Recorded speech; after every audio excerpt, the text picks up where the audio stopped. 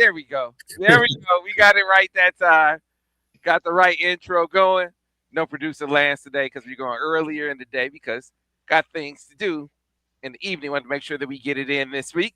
Another episode, another installment of Steady Droppin Dimes, where I get with the crew guys who starred in the Maize and Blue and beyond and getting their fresh perspective, certainly on Michigan topics, but we get into national sports topics. There's very relevant sports topics to not just Michigan, but everywhere. And we will be getting into that. There's an interesting one today that happens to coincide with one of Wheat's old stomping grounds, where he, in case people didn't know, Wheat was once a coach down in Jacksonville with the Jags. So we'll get into that in a little bit. First of all, welcome, Tyrone Wheatley. How you doing today? I'm doing well, sir, and you? Doing great. Glad to have you. So I made the mistake. I said, Wheat, you happy that the portal is closing today? He said, hey, wait, we don't have that portal, right? So, man, these coaches up here going through it, man. Woo! It begs the question: if you had the choice, would you coach in college or would you coach in the pros, given everything you have to deal with in college? That's something we'll get to later. Daniel Horton, how you doing today? Doing good, man. Hey, I'm gonna be honest. I laugh at the higher level Division I, Division II coaches with the transfer portal madness because I coached at the NAIA level, and we would show up the second half of the season. Teams will have whole new teams during the year. So transfer portal now with all the movement at the NAIA level, them coaches see transfer portal, see guys moving in the season. So it's kind of crazy to see the madness at the top end of the totem pole. Yeah, we are brought to you by our proud sponsor at Golden Limo. If you have transportation needs, gotta ride on Golden. Get to your destination on time, every time, and in the lap of luxury. No detail is spared when you ride with Golden Limo, and that's in Southeast Michigan, throughout the country, and even internationally. Golden Limo can be your travel resource, whether that's you need, individual transport and one of their mid-size SUVs or those navigators, or you need to get into larger group size transportation with their sprinters and party buses, and then of course large group transportation like the Michigan basketball team uses with their luxury motor coaches, or the Michigan football team as well with several of those coaches. You can ride in the same luxury with the same style and professionalism and safety. That is above all else. What they hold to as part of their core and their standard is getting their travel, they're getting the travel done safely and on time every time. That is the Golden Limo difference. You can get with them at goldenlimo.com. Be sure to tell them if you talk to them on the phone, if you call them, let them know that we sent you. That's how we keep it going with our great sponsor. We'll tell you more about Golden Limo a little bit later, but I mentioned the transfer portal, fellas. Michigan football has done a spectacular job, in my opinion, of keeping as many guys as they kept. Yes, they grabbed some guys out of the portal, but Tyrone Wheatley in this day and age, it's as maybe more important who you're able, if you're a good team, who you're able to keep. And Michigan football with this coaching staff, this new coaching staff, did a really good job of keeping most of the guys that they had, because think about this window that they're in. So you had the coaching change, and then as soon as the bowl games are over, as soon as they get home, hey, the portal window's open. So these dudes got to meet people and keep people all in the same window, man, which makes it all the more impressive that they were able to do what they were able to do. Yeah, and then, keeping Tony helps, because now he's able to give them the inside track and also talk to some guys. And, also then you also recruit players on the team, because one of the biggest things in NFL free agency and NBA free agency, you go to dinners with those guys and you'll bring another player. And so those are the type of things you have that's on the back end that a lot of people don't understand that's going on behind the curtains and keeping those people. But to your point, man, it's an incredible job of keeping the core group and the core group of guys, because if not, so just kind of bring up Signetti for a second, right? Reason why he's having success is because he may not have kept a core group of guys at Indiana. he brought his people with him from James Madison. So his core, he brought his core, and now at Michigan, you keep your core. Now you just supplement and add. I think that helps you, alleviate a lot of your issues that you'll go into spring ball trying to find out who you are, your identity. No, your identity is already it's already intact. Now you just add to it. Yeah, man. I think that coaches who think they have their guys locked up, and then all of a sudden, next thing you know, they're ready to jump in the point. Once you think you have them signed, some of them have been signed. That's what was up with Damon Williams. He was signed and decided, hey, it's time to go in the portal. There's a guy down, a player at South Carolina. He entered the portal earlier in the year, or said he was going to enter the portal early. I saw that, yeah. And then went to visit Syracuse, signed some documents with Syracuse, and now he wants to stay in South Carolina. And Syracuse is like, nah, you can't do that. You signed some paperwork, young man, and they are not going to cooperate by releasing him and allowing him to stay in South Carolina. I don't know how you feel about that, Wheat. No, I'm sorry to cut you off, Sam. It's the big boy game. I said this a couple of weeks ago. Yes, this is so. If you want to make college football the pros and make everything transactional, make sure you're doing it the right way. If you sign your name on the down line, you sign some papers, hold him to the fire, hold him to it, right? And so, but at the end of the day, and kind of going back to it, guys have already made it up in their minds mid-year, I'm getting in the portal. For whatever reason, I'm not getting the playing time, or I'm not getting the money I'm supposed to be doing. And we know this as athletes, right? Everybody's looking at somebody else's pocket or looking at somebody else's plate. Like you say, man, I'm going to change the words a little bit, but Jay-Z had dropped one of my favorite lines. What you eat don't make me full. It's another part to that, though. Yeah. But you can't look at somebody else's journey and make it yours. So all these guys, Deion said it the best. Everybody's chasing the bag. Don't chase the bag. Chase the game. And so if you want to get into this deal of where you want to play in the big boy game and you're chasing the money and you want to make this thing strictly transactional, then you better keep receipts. You better read them, and you better make sure you are doing the right thing, because at the end of the day, lawsuits are being drawn. Colleges are now suing these young men. Yeah. So here's the thing. I think for too long, college athletics has skewed towards the powers that be, skewed towards the school, the NCAA, the schools, and even the coaches. I think the players have been catching the short end of the stick from the very beginning of this thing, and they're finally starting to get their due. All right. So hold on. Can I say something though? Sure. Can I say something? Sure. Being on this side of the table now, trust me, and I'm going to say this, and I want to articulate this as clear as possible. I do believe the athletes should get their fair share. I honestly do. But the key term is fair share. Fair share, because there are certain institutions that can't keep up with this revenue sharing, all these things that's going on, because you'll end up running college athletics in the ground. You'll run it in the ground. Yeah. So you're making my point. And you're running in the ground. So yes, the athletes are starting to get it and they're starting to see it, but at some point it has, and it goes back to the NFL. Hey, yes, listen, you want your money, but hey, fellas, it's only so much out there to keep this thing afloat and to make it profitable for everybody. We all got to eat. And if you mess this up and you burst this bubble, you destroy the freaking host. And none of us now has anything to do or to eat on.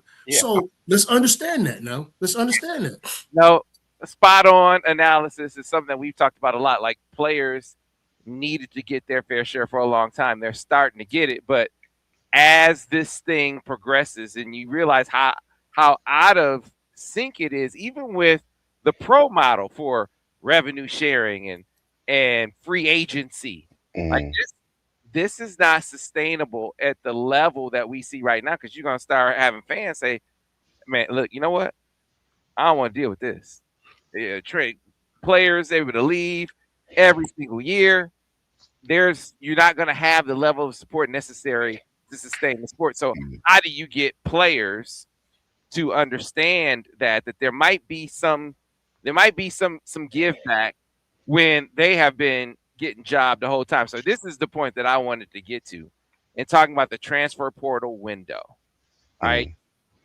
I think that one of the things that college athletics need to do, these college coaches need to do, is they need to come together to find whatever that alignment is with the academic calendar and the athletic calendar, and where it coincides the most across the board.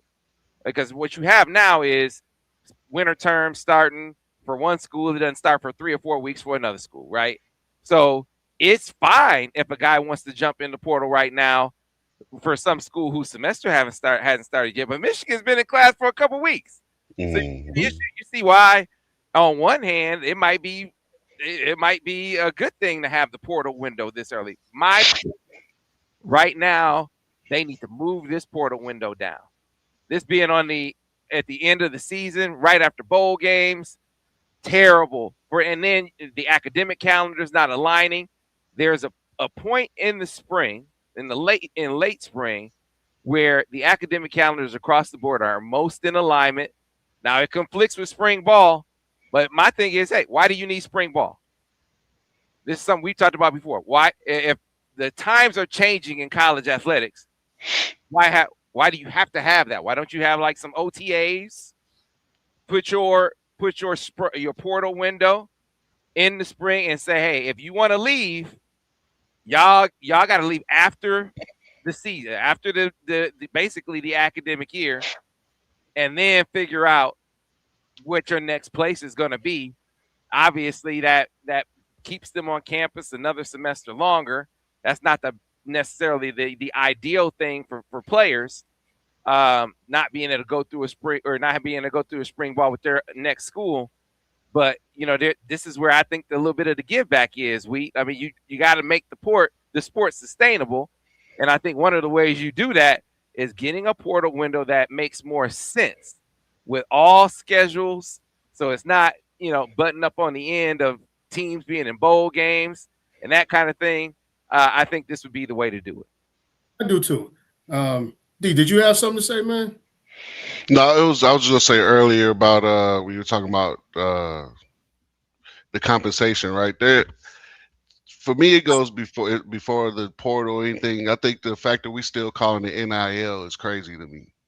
Like what NIL value does a second string offensive guard or a second string linebacker or a kid from Aurora, Colorado coming in as a freshman? What NIL value does he really have for a brand like the University of Michigan, right? Like, so I think that's what we like.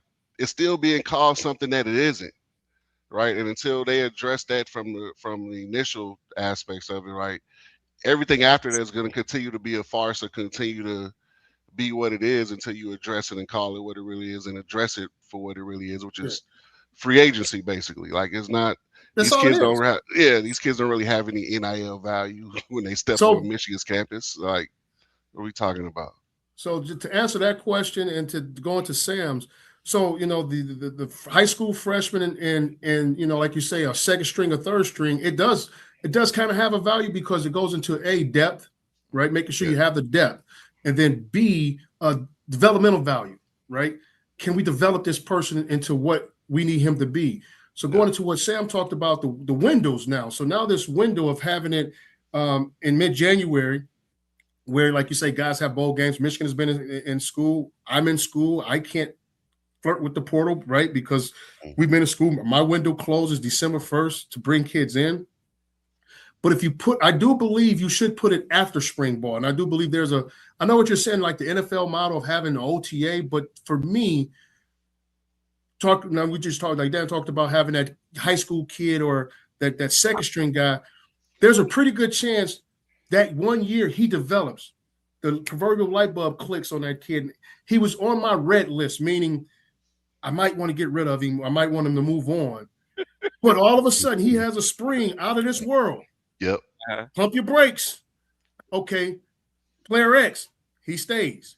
So if you make the portal window after spring ball, where everybody has a chance to evaluate that kid from college, people from Colorado gonna kill us for this, right? So, so the kid from Aurora, Colorado, you know what I'm saying? We get a chance to evaluate him. We get a chance to evaluate all those guys. So once the spring is over, now we can say player X, player, Z, it's time to move on. Or, hey, my man, you bought yourself one more year. We're going to keep you.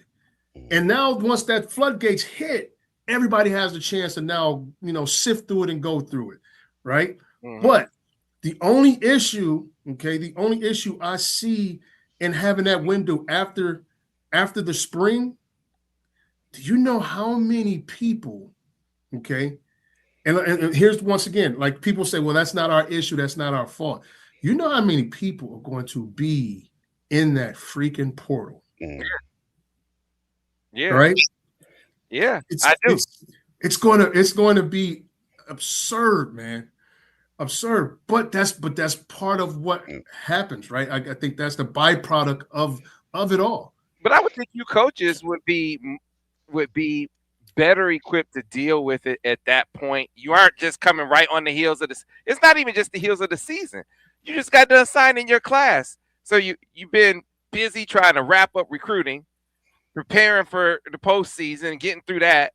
You got the crunch of the academic calendar where your mind might be hitting right now, the start of the winter semester. And like I said, other coaches, they got the leeway of being able to get some kids in later. So depending on when they jump in, let's say a kid jumps in the portal today. I mean, it's tough. It's a little bit tougher. So let me ask you this. Drop in deadline next week. So let me just, all right. So I'm gonna turn this around just a little bit. And so for me as a coach, and some of the things I've been hearing from coaching counterparts in that, power fours area, work-life balance. Okay, so let's flip that on the head just a little bit. Although the motto may not be the best with the winter window, but it still works, right? It still works. People are still being successful in the portal, because here's what the portal does. It helps you with your work-life balance, because your window is only so long. The duration is only so long. So you have to hit it. You have to be precise. You have to do what you need to do in a certain amount of time. So therefore, once it closes, it's over. Now the coaches can go back. They can take a deep breath. Now they can get ready for spring football. You open that thing after spring football. Think about the circus, because remember, they moved off official visits to the summer now, right? So people are taking official visits to the summer. So you have 18,000 young men in this damn portal after the spring. Think about what coaches will never go home. The craziness and the madness of from spring to summer until fall when start, it's a circus. It will be an absolute circus. I'm talking circus. So I do believe that, and sometimes there's an automatic fix to it. There's a governor, right? And I think sometimes the governor, like in the car, people want to take the governor off, and I want to go as fast as I want to. Well, shoot, you're killing yourself. But I think having the window in January puts an automatic governor, and it forces coaches to be precise in what they're doing and what they're going. And now once it's closed, it's closed. Now you can move on. The fear for me right now is if you take that thing off and you put it in the summer, you talking about the wild, wild west? Hey, man, forget that. Everybody's open carry season now. Well, listen, I think that just because it went well for Michigan, this portal, the way they were able to execute their portal plan, their retention plan, I don't know that what they're doing right now is sustainable. I think you're going to start peeling off coaches. Coaches aren't going to deal with it because it just, you talk about work-life balance, that doesn't exist in this time and space. If you're at one of these high-level schools that is, maybe competing for a championship, competing for top recruiting classes, and you got the portal, and it's all hitting right now. There's no life in that work life. It's all work.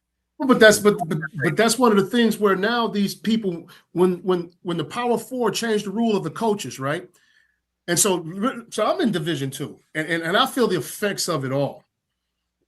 So when they increased, when the Power Four increased the coaches, where now they're coming down and taking my position coaches and making them quality control analysts, right? Those are the guys. While your coaches, while your true coaches, your position coaches are at the bowl game, and they're sending those analysts, they're sending those guys off to coach and to recruit and do those things. So I don't cry for them. I don't feel sorry for them at all. You have a staff of 50 people. Do you understand what I'm saying? You have a staff of 50 people. You can get it done. It'll work. Yeah. It will work. So for me, just as an overall picture of it all, keep it in January. Keep it in January. You put this thing in the spring, right? You put this thing in the spring, it becomes really ugly. I'm talking really ugly. Because you're talking about people, that's just my personal opinion. And I understand what coaches are saying. Listen, my school starts here. I'm in the bowl game here. You got a staff, man. You got people that sits in the room and they're getting paid to just watch film and to make calls. Come on now. Yeah, well, so here's the layer of complexity that you don't have to deal with in the spring, summer. How many staffs changed? Head coaches were fired at the end. So you got a lot of staff turnover in the winter window as well. So obviously Michigan brings in Kyle Whittingham. And as I mentioned, hey, guess what? He has to hire a staff. He has to meet these guys and keep these guys all like right now. Now, he was brought in later than most of the rest of the guys who were like right at the end of the season. So early December. Michigan missed that by a couple of weeks, but you get my point. I get your point. So listen, you don't have any of these coaching changes. So listen to me. So like I said, I want to make this clear. I'm agreeing with you, but I don't like the term devil's advocate. But I'm also saying that there's a governor, and here's the next thing I want to speak on. People are happy. Well, Michigan is a special case with the exiting of their head coach, right? But you have these coaches that are, being fired and exiting, because this is you got to win now. You got to win now. The days, because of the portal, everybody, as I said, the expectation has sped up. Mm-hmm. The days of developing, the days of, are really, those days are gone. But at the end of the day, but it also make the AD sit down and say, is this a time? Do I have to really give this guy this time, or does he have to go now? There are special cases. Mm-hmm. And like I said, to me, I just think it's a governor. If we do put it in the spring, we need some rules. We need some boundaries. We need some cutoff periods instead of just, okay, it's in the spring. Where does this thing go now? Right? I just think because now you put this thing in the spring, there's a coach who's on the move, and you know what he's doing? Okay, listen, he has his team meeting. All right, listen, I got a good chance. I'm going to University X. Everybody pack your bags. We out of here.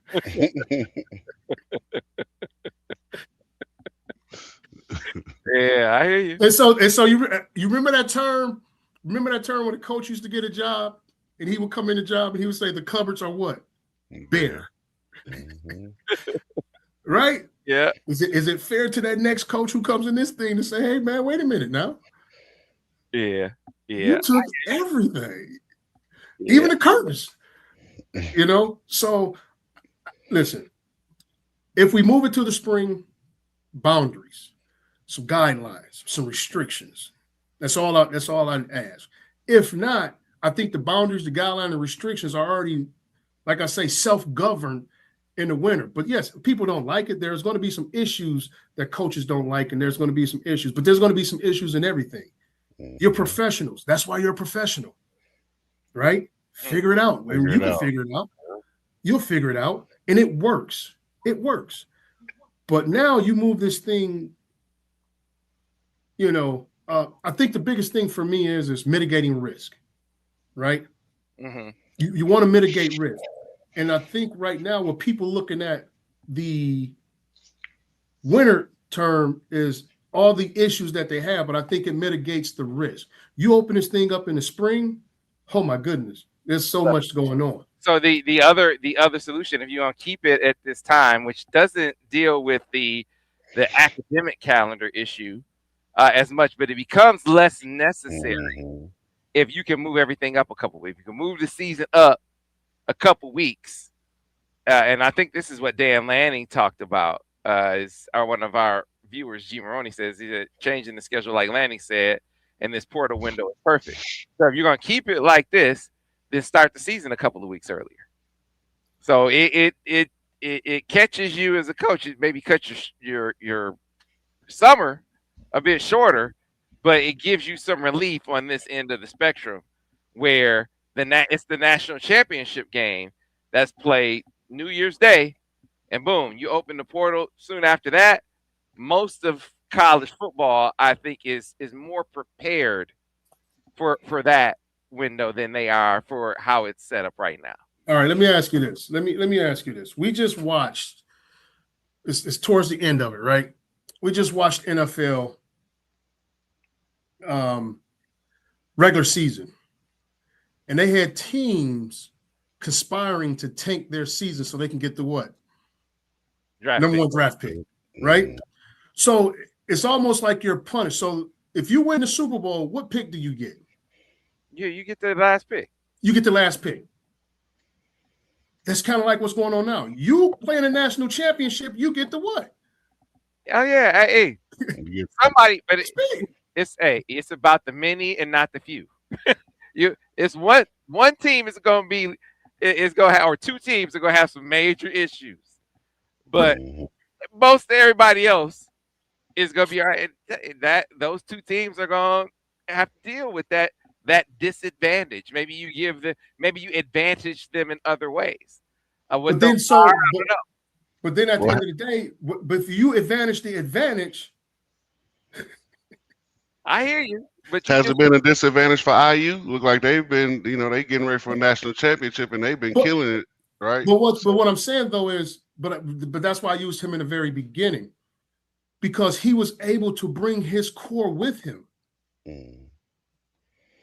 He was saying, I'm going to X, Y, and Z, wherever I'm going. Hey, you 23, 22 guys, y'all coming with me. Yeah. But even as far as the timing with the national championship game, with them being in the national championship game this year, right? Yeah. They've still kind of dominated the portal with everything they got going on. My point exactly. Yeah. My point exactly. Yeah. Because the guys that are the teams that the games that are over, those guys helping that portal window, you hit it running. You hit it running. And that's what I'm saying right now. There's no real, I'm going to be honest with you. All right. These are my brethren in the coaching industry. They're crying. They're crybabies right now. They want everything sweet laid out on the table for them. Hey, man, at some point in time, brother, you got to go eat them beanies and weenies and stop crying and go get it out the mud. Everything ain't going to be handed to you the way you want it. So like how you came in this game, how you came in this game is how you should leave this game. Working. Yeah. Working, right? So everybody's trying to find the perfect match. There's no such thing as perfect. As a matter of fact, I like it this way. I like it a little grimy. I like to see the guys who can still get it done when everybody else is crying about it. Yes, who go outwork who. Yes, that's the point about it. Yes. Stop asking for it on a silver dang on platter. Yeah. That's why I'm talking about the governor and the boundaries and the restrictions. There has to be some. There has to be some. Has to be. I like it, Coach. Hey, go earn that $5 to $10 million. Go earn it. He said, well, most of them ain't earning $5 to $10 million, but still, I get your point. Let's segue over into talking some basketball here. As since our last show, Michigan basketball lost their first game of the season. You would have thought that it was the biggest upset in years. It was that's the way they were referring to it. It's like you got to be kidding. Like okay, you had John Blackwell from Wisconsin coming home, and obviously had a little extra juice. Michigan had been playing some tight games of late, and this was a game where the coaches they're around the guys, and they said, "Listen, man, uh, the intensity for the team picked up a little bit later in the game." Mm-hmm. And Dusty was like, "That should never happen." I had Justin Joyner on as well. He said, "Yeah, I noticed that the competitive energy is what he called it, Yeah. was not where it needed to be for a good portion of the game." So basically, calling out the guys that there's a standard that we got to play to every single minute. For the majority of the season, they have, but they said for these last few games, the competitive energy hasn't been there, start to finish, where we needed it to be. So those were the things that were kind of talked about in the aftermath of this loss. I think the thing that maybe is most not concerning, but you need to be most mindful of moving forward, are maybe some of a defensive issue or two that was kind of exposed in these losses. So the one that they've been talking about, Daniel Horton, is stretch fives. Guys who can pull, and I think we talked about it a little bit last week. Pull, mostly a dive, but pull their bigs out of the paint, create matchup issues on the perimeter. What teams that can do that going to give them problems. That wound up happening. It happened against Penn State. They overcame it. Happened against Wisconsin, right? They and their bigs shot the lights out. Oregon, it's going to be interesting. They got a big in their middle that can shoot. How is that kind of thing? We talked about Illinois being another team that can tax you in that way. That's what we've been talking about the most. But in talking about you, Daniel, in the pre-show, you said you don't even see that as maybe the biggest defensive issue thing they need to be mindful of at this point. You have another defensive area that they need to focus on. So why don't you break it down for us? Yeah, we gotta. I just think and they've done this for the most part. So, like you said, it's hard to describe these things as issues or problems because they've been really good defensively up until, and even against Wisconsin, they held them to they gave up 91 that game, but they have to be able to guard the perimeter better, right? In those big games and those tough games, you give up 26 and you give up 48, 50 points to the starting backcourt versus Wisconsin. That's not good, right? That's a worrying sign. Like when we played Maryland earlier, you had the one kid who had 31, right? But now they're what? Heard you gassing up Michigan basketball last week. He knew Michigan was gonna lose this next game. Something must be wrong. First of all, gassing them up. First of all, they were never going to go undefeated anyway. So nobody said they were going to. But anyway, like I was saying, they got to be able to guard the perimeter better, right? You can't give up 48, 50 points to the starting backcourt at Wisconsin. And a lot of that is because of the coverage that we play in ball screen coverage, right? The drop coverage and they were able to exploit it. So last year we played Wisconsin, Wake Forest, right? They did something unique that not too many teams did against us, which is we call it a Gortat screen, right? When you set the ball screen, the big guy sets the screen, then he rolls into the big guy that's in drop coverage, and he kind of clears the lane for the point guard to just, follow him right down the middle of the lane and lay the ball up. Well, Wisconsin kind of did a little different where they used their big they used the ball handling guard to kind of rescreen the big and pitch it back to the big man, which was pretty creative on their part. And it worked, right? It got, 4 or 5 wide open looks for the kid for Wisconsin. He was able to knock him down. So those are things I think teams are going to that's something that teams are going to look to exploit, right? They're going to get that's one thing about the Big Ten. They're really good coaches in this league, so they're going to find creative ways to continue to put Mara into ball screen situations and dribble handoff situations, right? Because they're going to play a certain coverage. And so Michigan has to find a way to negate that, either change ball screen coverages, or you're gonna have to take him off the floor. And that's normal in basketball. Like for a kid his size, I think I said this last time we filmed, right? For a kid his size and his mobility, every game isn't for him, right? There's gonna be a lot of games he's gonna dominate, right? But there's gonna be other games where, hey, we got to play Morris and Yaxo at the 4 and the 5 this game because we need a little bit more ability out there. So I don't necessarily see it as it's a weakness or something they're gonna have to find. You're gonna have to find a way to cover. All game plans, all formulas aren't foolproof and 100% effective, right? You're gonna have things where you're gonna have to cover, and you're gonna have to figure out how we're gonna make up for this schematically or personnel wise. But the one thing that they can get better at tomorrow is guarding the freaking ball, right? And I thought Elliot Cadeau had been really good up until the Wisconsin game of, I'm going to guard my match. I'm going to take pride. I'm going to compete on the defensive end. And you said something to start what you said about the Wisconsin game, right? They said they started competing late. That's a game where if you don't have guys who's played it in that Michigan versus Wisconsin game, where they don't really understand how competitive that game really is. It's not a rivalry to the world or to the outside media. But for Michigan basketball or Wisconsin basketball, that's a bit of a rivalry game. So you have to compete just as you would if you were playing Michigan State, if you were Purdue. I think if you have guys that don't know that and they just see Wisconsin and it's a Tuesday night in Ann Arbor or a Wednesday night in Madison, the competitiveness of it can kind of sneak up on you. And I think it's more so that we didn't wait to compete. No, like some of those guys are going to find out what it's like to play in this conference, and I think that night was an eye opener for everybody. Yeah, that maybe is one of the adjustments because it's not even just Wisconsin, Michigan. It's also in that game John Blackwell played really well. He was coming back home. Right. Brother Rice kid able to play presumably against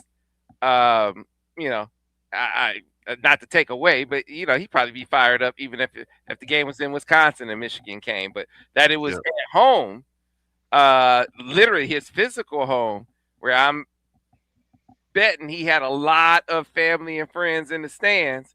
Oh yeah, he was really on one. Yep, really on one. And his boy Boyd, his backcourt mate Boyd, it was tough for Michigan's guards to stay in front of him. Yeah. So that is a thing, and it sounds like you think that's more of a thing than the bigs or than a die being pulled out the way he was. Because one of the things that we saw in this last game, they started having him hedge those ball screens a bit, and that's not a coverage it was been drop coverage. It seems like 100% of the time. Yep, since last year game. Yeah. Yep. Yeah. So I'm curious if you think that's a viable plan, hedging ball screens with a die. And then the second of all, on ball defense. Yeah. Hey man, if it's not great and your bigs are pulled out, oh man, you get what you get. You get what you get, right? So you think that's the bigger issue though? Yeah, you can't give up 50 points between two guards. You're the starting backcourt for anybody you play. If you do that, you're gonna be in trouble most nights, because if those two guards have 50 points between, how many points did they create, like total, right? Not just for themselves, but for other people. And right now, to be honest, Blackwell's on a bit of a heater. He hit the game winner at the buzzer the couple of nights later versus Minnesota. Yeah. So he's kind of on the heater right now. But man, these kids, I think those are the offensive rebound. Well, I think the perimeter defense is more of an issue than offensive rebounding. But if they can, those two things are correctable. If you can correct those things, and they're both really, I think one is philosophical, and I think the other is a bit more competitive spirit and mentality from the guys involved, or our backcourt, right? So I think both of those, but they're both fixable, right? Those are not things that can very fixable.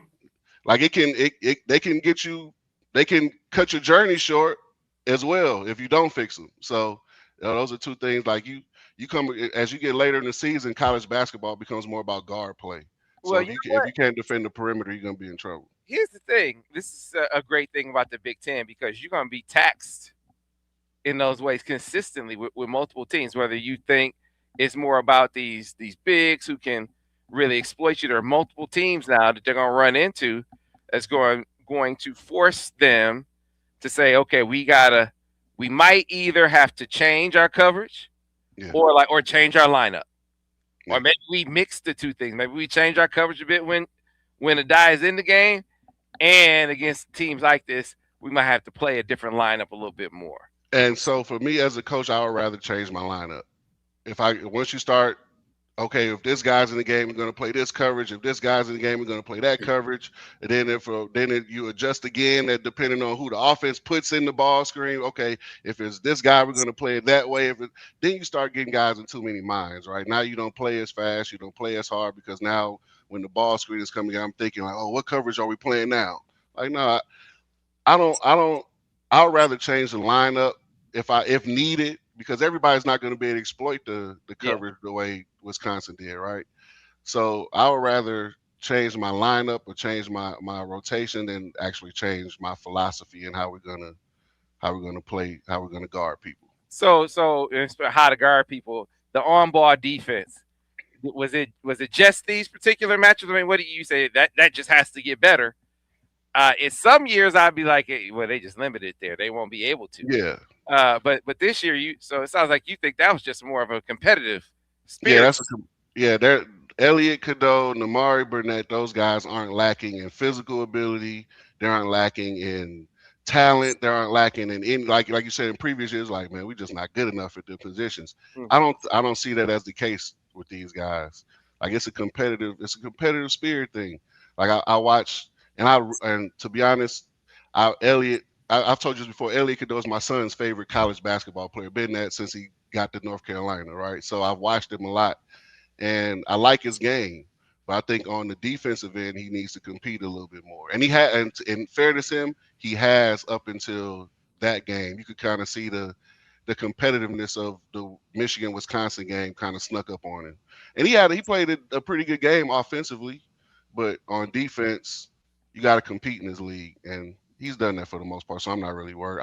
I'm not worried, but it can become an issue if you see it again. Yeah, and it speaks to something you said a little bit earlier in the conversation. Look, I won't call it nitpicking, because I think these are significant things that they need to focus on. But a good team, and you've been on really good teams, you can at least afford complacency. So finding something that's legitimately a small issue right now, but could put you out if you don't correct it late. I think that's a big key for a coach like that. And being in this league, being in this conference is going to help them do that, because I think these are things that they definitely got to address. Yes, sir. Well, you're absolutely right. With the coaching in this league, you're going to find out what your weaknesses are. But go ahead, I think Daniel said it the best, though, right? Who you're facing in the future, will they be able to exploit those weaknesses, right? And so, and instead of changing your philosophy, because your philosophy is what it is, so you just change your lineup, right? But then also moving outside as you start going later on and you start looking at the brackets, right, which is the second season. That's really what you're playing for, the second season. Yep. And you grow and you get stronger, because think about it. These guys have been rolling, and it's given teams the time to scout them and now to exploit those things. But you also have to think on the other side. Our team's not going to go outside of their philosophy to try and exploit these weaknesses. So at the end of the day, when you get late in the season, you are who you are, and you're going to play how you play. And just for me, watching this game against Wisconsin, and yeah, they came out a little sluggish, but these guys have been operating on all cylinders, high cylinders, right? And so after the Penn State game and those games, they've been working. And my biggest question just now as a coach, are these young men doing what it takes to take care of their bodies, to get ready to play down this next stretch? And I think that's the biggest thing that I'm looking at. Competitive stamina, competitive spirit, whatever you want to call it. But to me, it just kind of looked like tired, just heavy legs, heavy feet, right?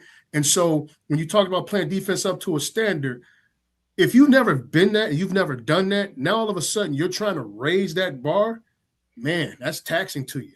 Right? Yeah, it's taxing. Right. It's taxing. Like, if I've never gone out there and I've never played that way, and now all of a sudden I'm trying to raise it, it gets taxing. And so for me, I just think of it this as they say, I thought this was a necessary loss. You know, It's a necessary loss. Okay, we lost this game.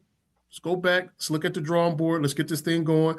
But for me, my biggest thing is I just think these guys have been working at a high capacity. Are they in the training room? Are they taking care of their legs? Are they doing the things necessary mentally to be prepared physically? Yes, especially in this league. This league is still – basketball has changed, right? The game, the three-point line is further back than it was when I was in college, so the game is more space. The games are refereed a little bit differently than they were back then. But one thing about the Big Ten that no matter what rules change, as long as Tom Izzo and some other, he's at the top of the pile as far as the coaches in this league, it's going to be a physical league, man. Like Let me put my body on you.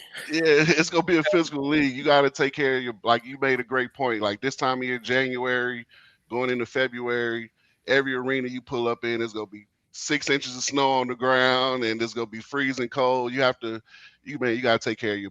And that's another lesson those guys. That's a lesson I had to learn being a kid from Texas. Like you got to take care. You got to take care of your body this time of year playing in this league. Well, and here's the other thing: when you're the best at anything. You could be the best lawyer in town, the best doctor in town, whatever the profession. When you're at the top, everybody's gunning for you. Yes. All the time. All the time. So there's never a day off, never a moment where you can take it easy because everyone you see is coming for you. And so that's a different kind of mental endurance. Yes. As well. Like every night you go out there, these dudes on the other side gonna be on one. And I think to me, that's what I took away from the coaches saying what they were saying. Like, look, when the ball is tipped, or no, when they get off the bus, because everybody's saying you're the best, you're the best team in the country. Even that I know you guys aren't believing your own press clippings, and that's great. That's only one part of it though. That you don't get caught up in what everybody's saying about how good you are. The other part of it is know that every game, every minute you out there, these dudes are playing. They coming at it harder than they've come at any other team. So that's what we'll see. It's like that because you're Michigan. I'm telling you, as a coach you speak at for, you've been the guy in the ring for football, but for basketball, you're gonna get in basketball, you're gonna get everybody's best game. I can't speak for I never played football in Michigan, right? I played basketball. But for a basketball team, you're gonna get when you play with the Wisconsins, when you play the Minnesotas, the Rutgers, the Northwesterns, teams that like you said, outside of the national media not even paying attention to that game, right? But you're gonna get their best A+ effort, and then like you say, you throw on top of that the fact that we're the best team in the country. I still think that we're the best team in the country.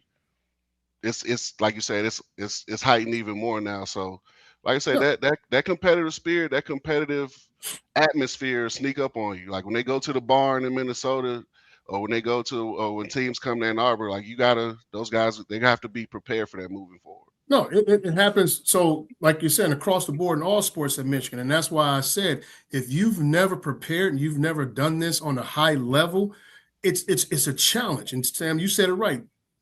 Whether a lawyer, no matter what profession it is, they're gunning for you. So I ran track at Michigan, and we didn't have a very strong sprint presence. Our track team was highly cross country and distance. But because I was a football player and I was a sprinter, guess what? Everybody was after me. Mm-hmm. I'm not, but it was just like, it's Michigan. And so you're exactly right. And that's where I think our guys are growing into it, So this is the first year for a lot of the guys on the team and some second year.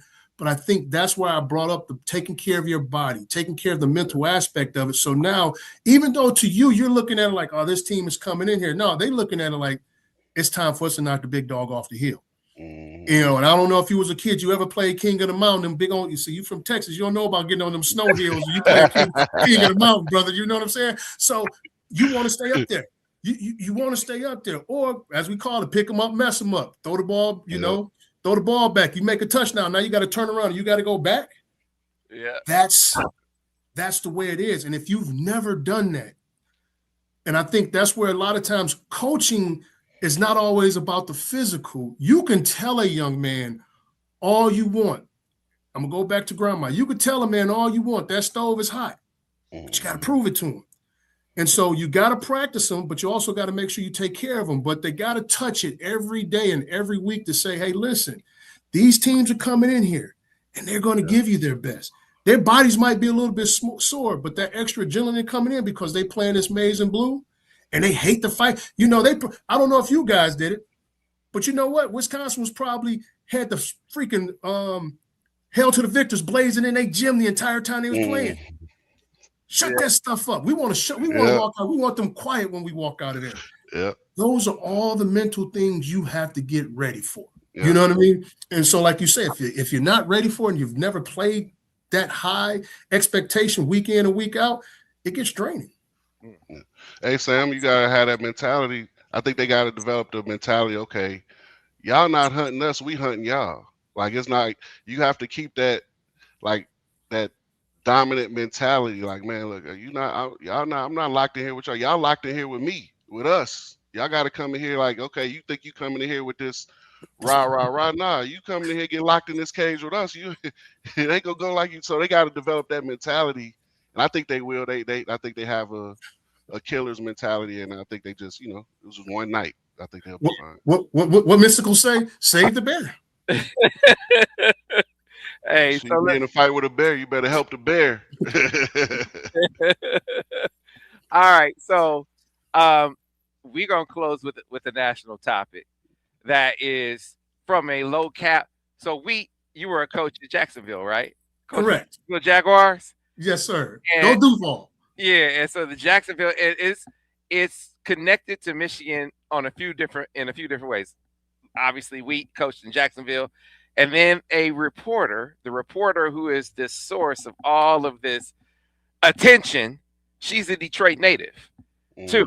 So and the media came down very critically, very harshly on her exchange with the head coach of the Jacksonville Jaguars, Liam Coen.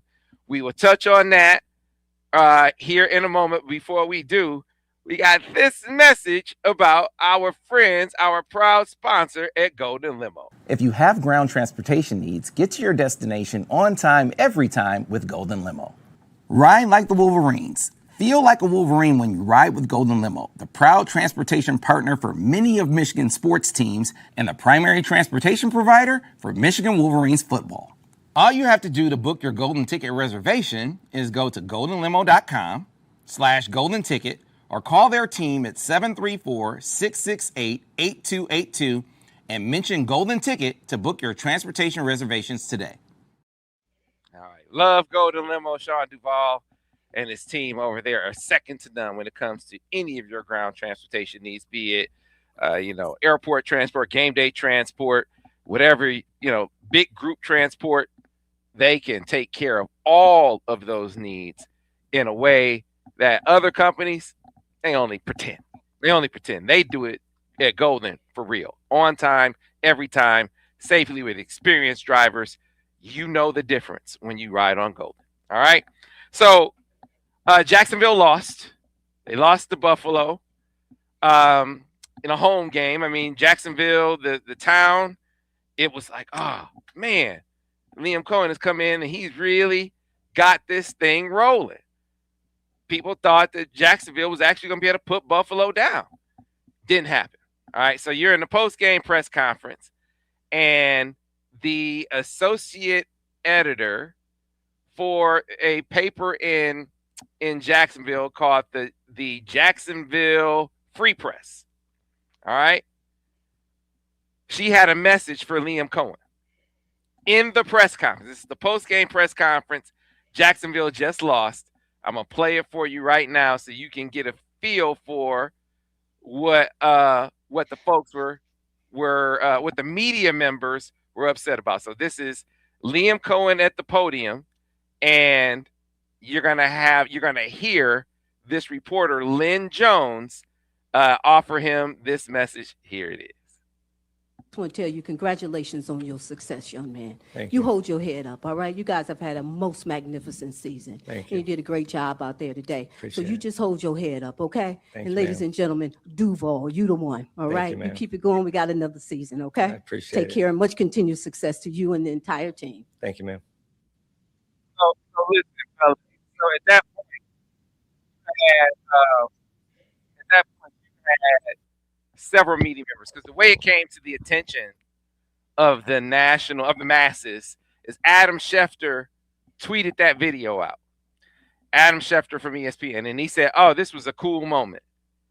Why did he do that? Because media members, I mean, far and wide, to and fro. Oh, they had to say something about this, fellas. This is unprofessional. You can't have this. This is terrible. She shouldn't have a credential. This is not the place for this. We got jobs to do. And she's in there being a fan. This is terror. This is ridiculous that even came up. And they were going after Adam Schefter for calling it a cool moment. No, that's not about what we're not about this as media members. There's a standard that we need to uphold and keep. I mean, you would have thought she was, talking about running over babies. It was that bad. For the media. Now, they got extreme pushback from the fan, from just the consumer, from the fans. It's like, oh, y'all tripping. That was great.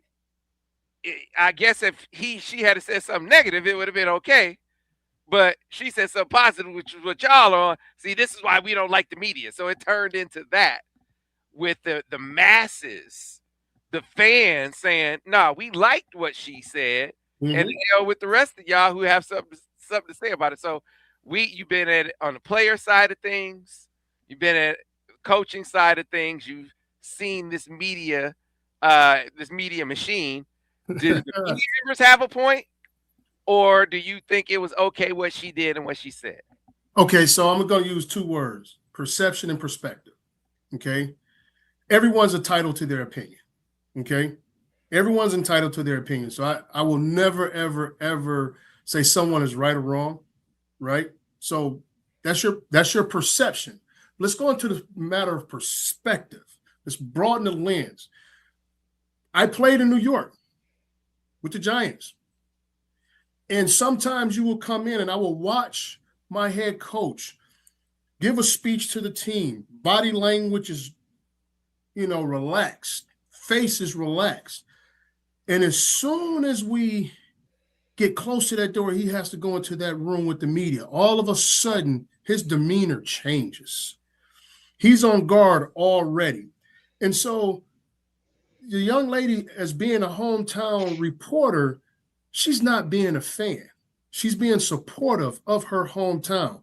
And as you said, I guess the standard is being negative and pointing out things that isn't true, but she's a reporter, right? So she has to report on the entire what? Perspective.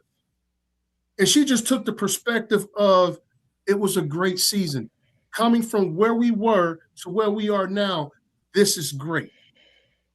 This is absolute great. So that's a perspective. There's a broader lens to what's going on just as a journalist. And that was her journalistic perspective at that point in time. And I don't see nothing wrong with it. But at the end of the day, you saw the coach's body language. You saw his facial expression. He wasn't expecting that. Mm-hmm. Here's the next thing you also have to understand. When these players are doing these interviews and these doggone reporters walk into the locker room, I can tell you there were a couple of guys I was like, I'm not talking to you. Mm-hmm. I'm not talking to you because all you want to do is, spit dirt and spew stuff all over the place. And so just kind of go into a story about when I was in Jacksonville. So when we got there, we did a really good job. We won the AFC South, and we were traveling back, and they were going to take us to the stadium. And there was consensus on the bus from every player. Why did we go back and go to the stadium? They hated us last year. Oh, last year they had nothing nice to say about us. Now you want us to go and cheer and wave in front of these people who hated us last year, don't have anything great to say about us. And the players, man, they stepped in for 5 seconds and walked the heck back out of there because of what went on. Everything was negative, right? So there's a perspective, not a perception. So the perception of a standard of a media is being negative and only pointing out, just one side. That man had a great season. And she just told the perspective from that great season. And I don't see anything wrong with it. But then at the end of the day, I was also told and taught in sports world, you don't have to fight for yourself. You don't have to try and prove yourself. If you're right, the people will speak on your behalf. And the people spoke on her behalf, and they got after the media. So, girl, you don't have to say a word because, as they say, the folks have spoken. The people who pay the ticket and pay the price have spoken. So, for me, I thought it was an incredible deal. I thought it was great. Yeah, and so she responded to all of this because she's been on every national show now. And so they were showing her some of the comments, like she doesn't belong in the press room. There's no place for her in media. This is not what we were taught in journalism school and all that. And she was like, okay, fine. What he thinks it doesn't do anything for me.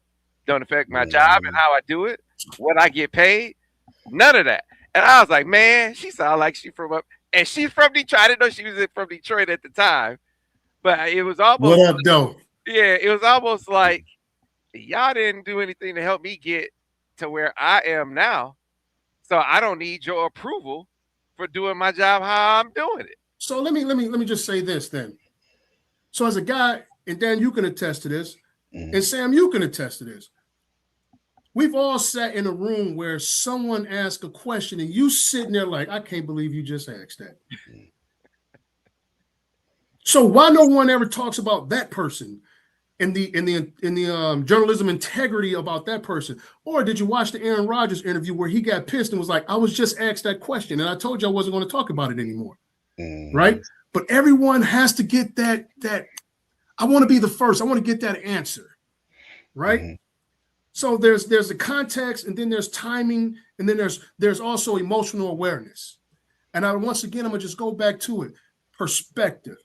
She hit it from a side, and at a time where Duval was down, everybody was upset that they lost, and her job as a journalist was to pick that up, and that's what she did. And I wholeheartedly agree with what she did. But I just always, and so everybody talk about the standard. Well, let's talk about these guys who ask these knucklehead questions. Speaking of knucklehead questions, did you see the Will Wade go off about what he deemed as a knucklehead question from a media member about his highest paid player? No, I didn't see that, Sam? Oh yeah, you got to see that. That's exactly what Coach talking about. Lack of awareness, lack of the emotions in the moment, because I think NC State might have just lost or whatever. And they asked him a question. He went off about it, and then the guy kind of asked him why was he mad. He kind of went off even more. So you gotta find that clip. So there's a bedside manner, man. There's a bedside manner, and I think that's what has been thrown out the window in the journalism deal, because everybody wants to be that person. You got to be crash. You got to be, unsettling. So the bedside manner has gone. And I truly believe that, because everybody wants the inside scoop, or I got to be the person to ask this question. Come on now. No. Yeah. The standard, that was. Here's the thing that is curious and very ironic to me when it comes to the gatekeeping standard that they were looking to uphold. And I don't know if the media, I'm saying I don't know if the ones who were critical expected the level of pushback that they got. Like, she is getting universal support from fans, and to the point where Jamel Hill, she had her on her show and gave her a public apology on her show because she participated in it a little bit, and then the pushback was like boom, and she's like, hold up, let me look back at this. And as she looked back at it, she started to have your perspective. She's like, let me apologize to this woman. I don't know if that epiphany would have happened without the massive pushback from the masses. But here's the interesting thing about this gatekeeping standard about how they should be. And you can't show that kind of bias, as if the only kind of bias that can be shown is supportive bias. That's not the case, because we see a lot of the negativity that is out there, and that could be coming from a pure place of, I don't like this coach, I don't like this player, I don't like this team, or hey, I just want to get that attention, what you're talking about, Wheat, where that's a bias too, where I'm not really interested in the story. I'm interested in the reaction. And I want to make something out of the reaction. And if a person who does that, because they're in their criticism of her, they say if you're praising the team like that, you can never be critical. Where if you're critical in that way, where hey, it's always negative, or you're only looking for attention, guess what you aren't gonna get? You aren't gonna get Tyrone Wheatley sitting down with you and giving you anything of substance. Nothing. Or Daniel Horton sitting down with you and giving you any kind of nothing. Honest feedback that comes from some kind of connection or interaction. So bias can cut another way too. It just seems that they're more okay with one than the other. Hey man, so two of my favorites, okay? Two of my favorites. Mick McCabe, high school, Jay Glazier. And they were very critical of me. Very critical, but they had high praise of me at the same time. Right? And so when two of my favorites was, hey, hold on a second. You think you want to put that, you think you want to say it that way? Because it comes across, right? It comes across a little iffy. No, man, put it out there. Well, I'm not going to put that out there. I'm going to do this for you. Right? And so how dare they say if you there's nowhere in the world you could be critical if you're on the opposite side of just being so positive. That's crazy. That is absolute nonsense. Hey, Sam, I know for me, going back to when I first got to Michigan, God bless the dead, Drew Sharp. I caught him he was doing a book signing at Ann Arbor, at the mall in Ann Arbor, and he had wrote some critical things. Say, I'm not the guy who's going to wait for you to come to the locker room and not talk to you and give you the cold shoulder or give you when I see you, we go address it. So I saw him at the Ann Arbor Mall. I confronted him. I stopped his whole book signing, basically. And we sitting there going back and forth about what he had wrote about, me and the Michigan basketball team at the time, which was, he had wrote some crazy stuff, but we addressed it then. So I like, these people are real people. Like you live in these places. So see you at the mall. I see you at the coffee shop. We'll talk about it. See, because you get praise when you do it like that. When you're from the media, when it's like, hey, look, he's willing to get after him. Or to me, you can be critical without being an asshole. Yeah, I think that's the emotional intelligence of it all, Sam. Yeah. And I'm gonna give you your flowers while we're here, Sam. Like, you have an incredible way of being critical, right? You have an incredible way of being critical, but like you say, there's a tone and there's a manner to it. There's an emotional intelligence.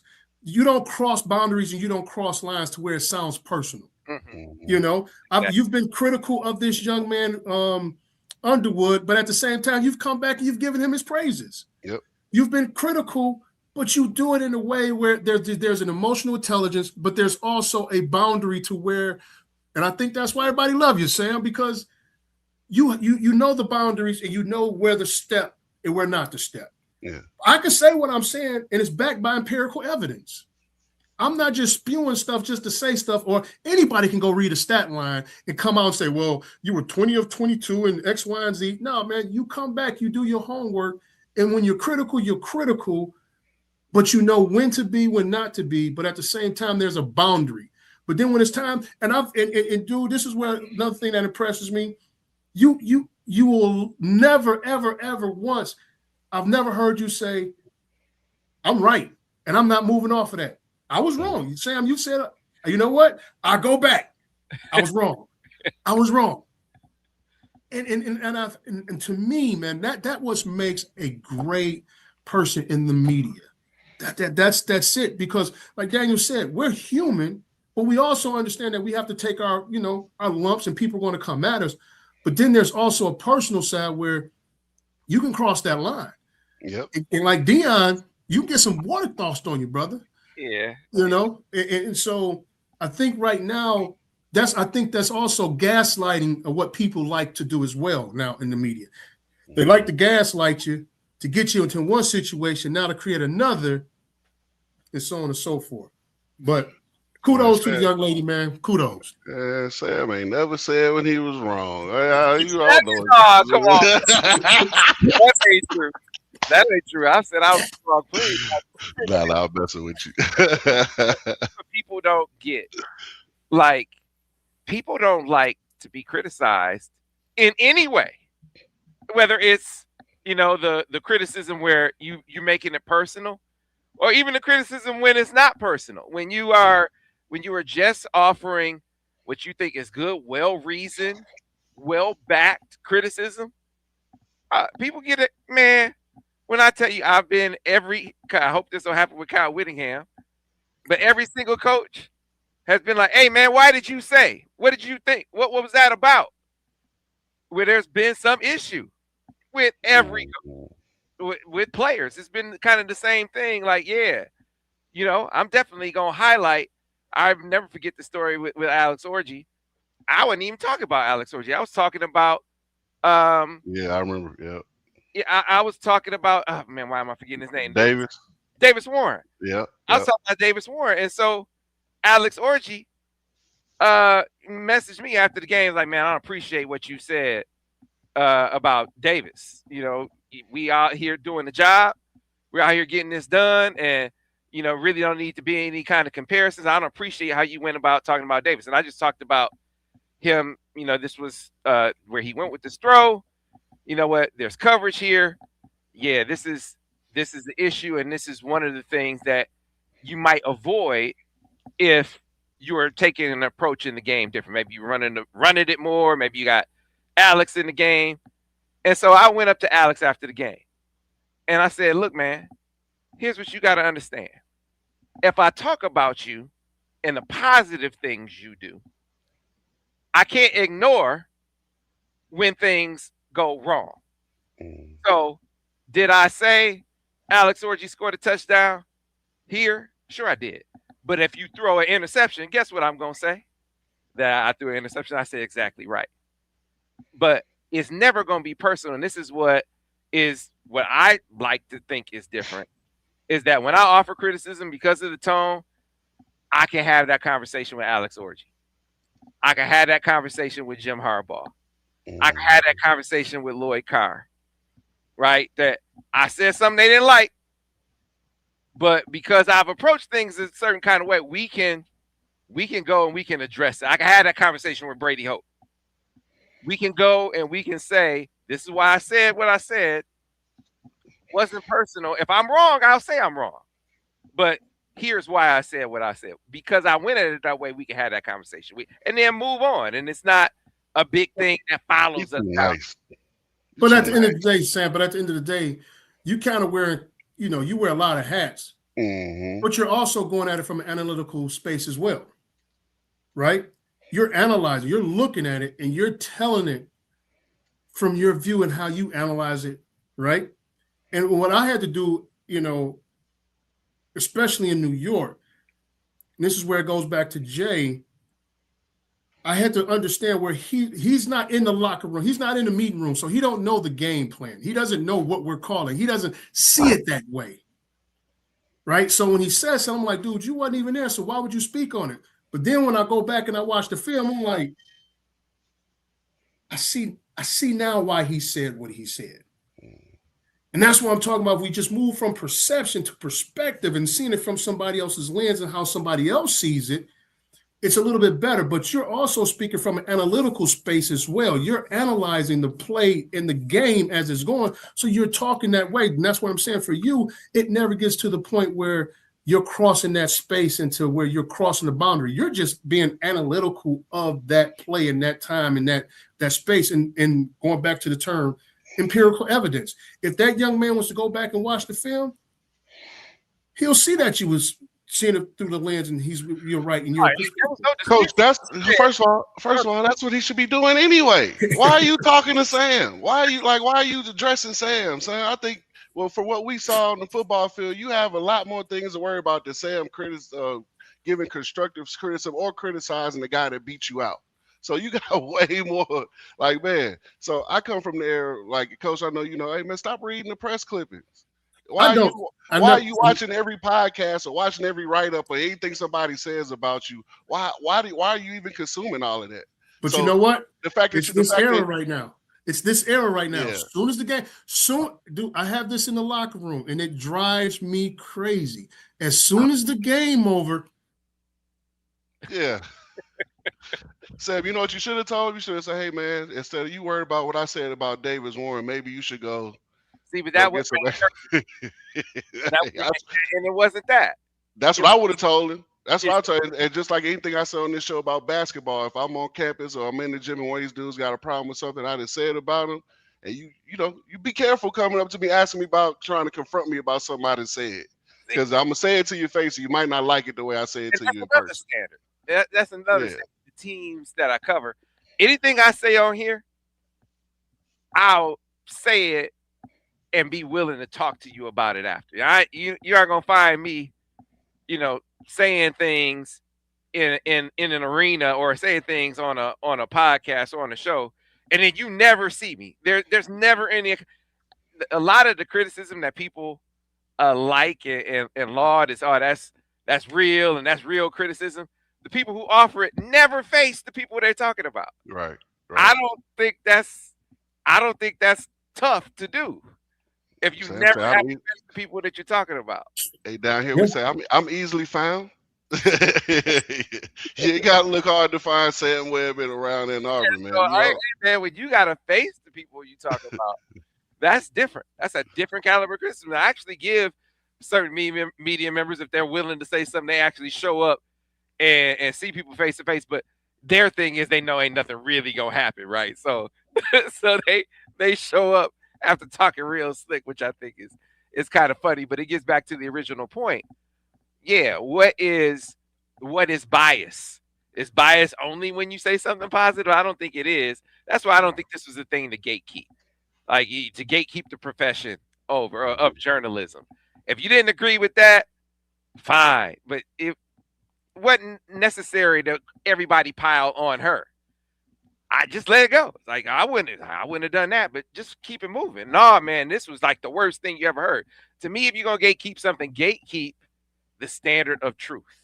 Because you see everywhere where people play loose and hard with the facts. And there's just nothing to it. Even fans are willing to be okay. As long as you're telling them something, they don't care if it's accurate. They don't care. They won't hold you necessarily as accountable for that. But So, Sam, but here's the deal, though. You said the truth. It's mob mentality.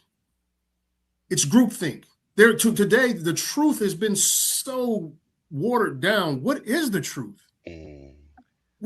What is the truth? So you're making my point, Wheat. And that's why I think if you're going to die on the hill as the media, that right there is so esoteric.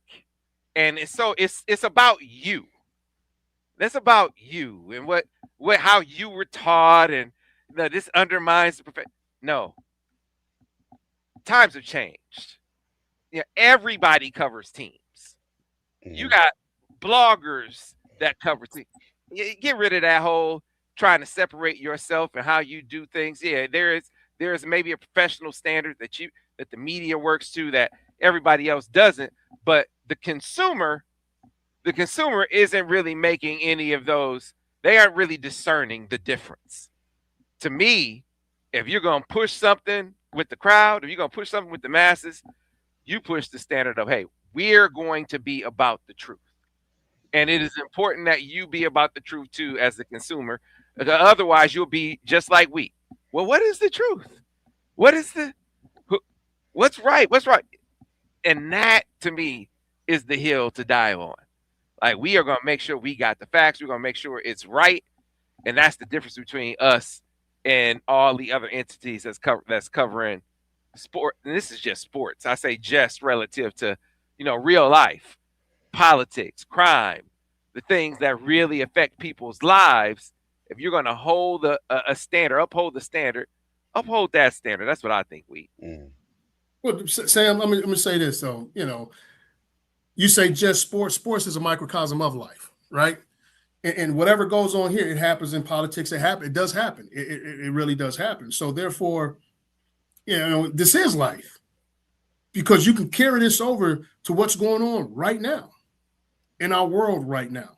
So and that's what for me is, it's just what is the truth? What is it? And who deemed you the freaking gatekeeper?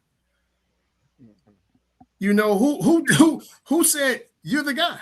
Yeah. And I think once again, it's just one of those deals where it's mob mentality. Let me spark this and let it kind of smolder a little bit, and somebody's going to breathe fire onto it, breathe air onto it and make it to a big old flame and get, like I told you, the people said, nope, we stomping this out.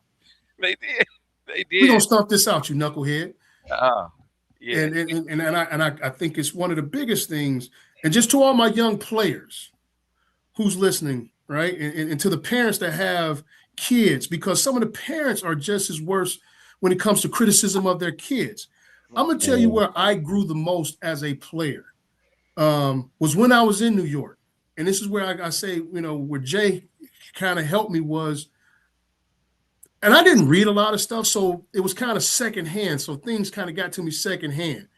And I kind of blew a lot of it off. But when he started telling me, just look at it from another side. Don't react. Just look at it from another side. See it from their view. And if you want to change it, change it. If you don't, continue to be who you are. But just understand, if you continue to be who you are, just understand it's going to keep coming. Choose your battles, right? So when we talk about truth, you make the truth what you make it. You give life, whatever you breathe into that moment, that's what you give life to. Right. And so, man, listen, those people out there who's doing their jobs, being dominant in the negative area, keep doing it. Yeah. Because without the negative, there can be no positive, dog. We try to give you insight, definitely give you truth, give you perspective and opinion without making it personal. Right. And that's never personal. Different. Never personal. And that's what I say to the coaches and players all the time. You're never going to see me or our shows, this suite of shows, coming at players or coaches sideways. Now there's going to be criticism. We don't play that game where we only talk about the pot. We offer real analysis, but then it'll never be where I say something on here that I wouldn't say to your face. That'll never happen. Never. So that is what I think. If there's a thing that keeps me able to talk to guys on the level that I've been able to talk to them over the years, it's that. That you just pump sunshine. Because we don't just pump sunshine. What we don't do is, hey, he's an idiot. He's a buffoon. Oh, no. He don't deserve this job. This is, he's not intelligent. I mean, all kind of crazy stuff that people want you to say, and the bluster, being bellicose, that kind of thing is what draws the attention. But that's, to me, that goes beyond criticism, especially if you want to try to actually get some real information on the other side, like intel. You can't, call people out their names and be all kind of sideways in your criticism and expect them to talk to you on the other side and give you any real. That's ridiculous. If you offer criticism that is, hey, it's real, it's fact based, it's backed up, and you did so with a tone that was respectful. They might not like what you said, but they will respect you despite you saying it. That's the difference. So, anyway, fellas, that is gonna do it. Oh yeah, on the JJ. Hey man, you didn't hear me. You didn't hear me say I had a particular way that I thought that should go. Said as much, but you didn't hear me going out of my way to criticize another guy. Just like calling them all kinds of names. That was just, there's a way to handle that. And I thought that was one of the more effective. I had to school our man DG on that, because DG was like, hey DG, we can be critical, man, but there's a way. There's a way to be critical here. Hey, coach, hey, if they don't like what I got to say, man, you got better. You might as well just go get some shots up or go work out or something, because that's all I'm gonna tell you. It's gonna be basketball related. It's not gonna be anything personal. But here's the difference though. So the difference between a Sam and your take is, Sam, like I say, Sam is taking it from an analytical, being in this sport for a long time, being around, seeing things, but you're going from a true, I've been there, done that. And it's more of less of you're being not only a curator of the sport, a protector of the sport, but at the same time, hey, young man, I know what the standard is. And right now, if you was on my team and you was my teammate, that wouldn't be the same thing. Yep, I'll tell you the same thing. But you know, his rebuttal could be, you're not my teammate. Yep. And you're not on my team. Yep. So I don't care what you could say. But you know what else you could tell him though? Hey man, but I've been there, done that. And I'm just trying to offer you some enlightenment. Yeah. You know? And so I think a lot of but it comes in so many different ways. And so like I say, from you, it may come from, and that's why, and this could be another one for another topic for another day, the errors of sport.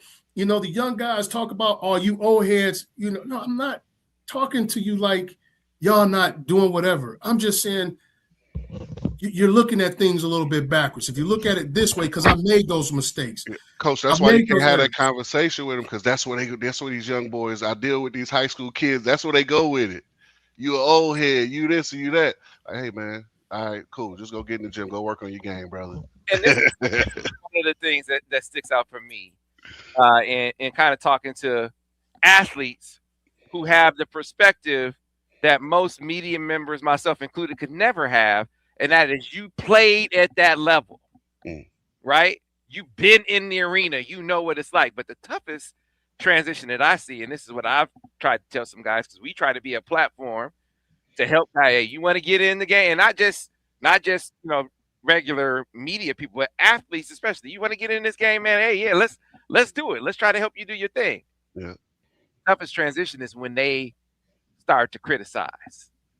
You got the credibility with the players, but the tone you take in front of the camera matters. Yes, sir. Yes, sir. Because those guys, they start to see it like, okay, are you saying that to give me a message? Or are you saying that to get attention for you? Yeah. That's what it turns into. So what I try to tell them is like, hey, man, it's really both, right? Remember what it's like when you were a player. If you were a player and you said about yourself what you're saying about this guy, how would you have taken it? That doesn't mean that you can't be critical, that you don't have a great point. But when you put a camera in front of it, now guys start to see it like, hey, man, you perform it. Yeah. Well, so I'm gonna take. I'll say it is, but it all depends on the person. I'm sorry, it all depends on the person, though. You do have those sensitive athletes out there who you can't say anything about. That they think they piss honey, right? Like that's just who they are. Like you can't. They do nothing wrong. You can't say nothing to them. But then you got those other guys who want the press clippings, who fuels them, who put that chip on their shoulder, and they want to read it and they want to get it. But to meet the masses of all, Sam, you hit the nail right on the head. Is how you take it. It is how you take it in your delivery and what it comes across where it doesn't sound personal, right? But at some point in time, and I don't like to use the word, you know, piss honey. I'm sorry about that, Joe. I kind of got caught up in this thing. But however, that's why I try to say it's not criticism. It's my analysis. Yes. Right? It's my analysis. It's my take. It's what I'm saying. And I want to go back to this story. And it's right when they started letting women in the locker room. And I'm not going to lie to you. You know, so don't, you know, these ladies out here nowadays, don't crucify me. Right? I was like, I'm not talking to no lady about no football. I'm not. Once again, I started looking at it from their perspective because they have a view. There's a viewership. There's a large viewership of women that watch and love this game. And so if I stay in my own lane, I'm like, I'm not talking to this lady about football. What do you know about football? Oh, she knows a hell of a lot. she knows a hell of a lot from her view. So it's my job to try and figure out where she's coming from to answer her question, because she's relaying messages to the other segment that I don't really know about, which is the women viewership. So if I'm sitting here pissed off, face all balled up, looking at her like, why are you asking me this dumb question? But hey, man, that's her analysis of the game. And it's my job to be reciprocal and say, okay, here's why I did that. Right? And so that's why for me, like I said, that's why I grew the most as an athlete and learning the journalism aspect of it all. Stay on my own perception. Well, hey, you also realize that there are a whole lot of males that ask you really dumb questions. Yes. So that is not a woman thing. I'm about to say it's not a fact. No, but I'm just saying though, and I'm just talking on. I'm just being honest. When they just opened the locker room up to women, I was like, women really? Come on, I'm in a towel. Come on, y'all. Dang, can I get this thing? But that's just how it is. But I'm just giving a perspective as to why people understand why certain athletes are the way that they are, right? You know, so I've seen somebody put in there with my man with beast mode. I'm just here so I don't get fined. Mm-hmm. Right? I'm just here so I don't get fined. He's been asked a dumb question or two, so why do I have to answer these questions? I'm not. Yeah. Now, this is great stuff. We could go on all day about it, but shout out to Lynn Jones, Detroit native, getting her flowers for a career that she said, I've interviewed Barack Obama. Mm-hmm. I've interviewed Tiger Woods. I've interviewed, presidents and dignitaries. I don't care what they saying about me. It didn't affect me to this point. It's not going to affect me now. So, good. And she works for a black-owned paper that's still printing papers. Like that's pretty cool. Like she's established. She's stamped in the journalism industry. That's crazy for them to, yeah. So, at any rate, fellas, it's been real. Once again, folks, hope you enjoyed this edition of Droppin Dimes. Have a great weekend. By the time we get out here next, we will have seen a national championship game. So on the way out, who you guys got? You got Miami or Indiana? Who you going with? Big Ten. Yep. IU. Okay. IU. Get it done. Daniel. I'm going with the convicts. I'm going with the U, baby. No, I'm just playing. Seriously, I want to see Indiana win it. I think that's an incredible story. Yeah, I think I think Indiana is the better team. I don't think they're gonna blow Miami out like they blew these other teams out. Some people seem to think they will. Remember, Miami's at home. Miami can match them on the line of scrimmage like these last two teams couldn't. But the difference to me in a close game is going to be quarterback. Like you got Fernando Mendoza, national Heisman Trophy winner, versus Carson Beck, who's a lot better. Make no mistake, much more responsible with the football. But hey, I've been burned by Carson Beck and Carson Beck teams in the past. And I'm not going to get burned this time by doing it again, no matter how much better he's playing. Reason why I picked Indiana is hitting yardage, right? One of the least penalized teams in college football. And they don't kill themselves.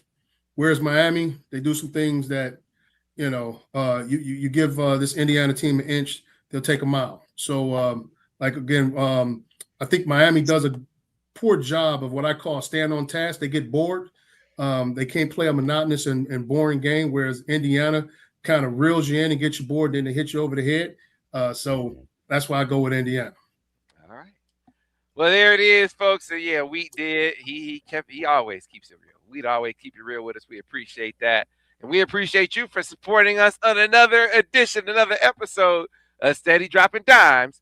We shall see you next time. Hey, folks. Sam. Yes, sir.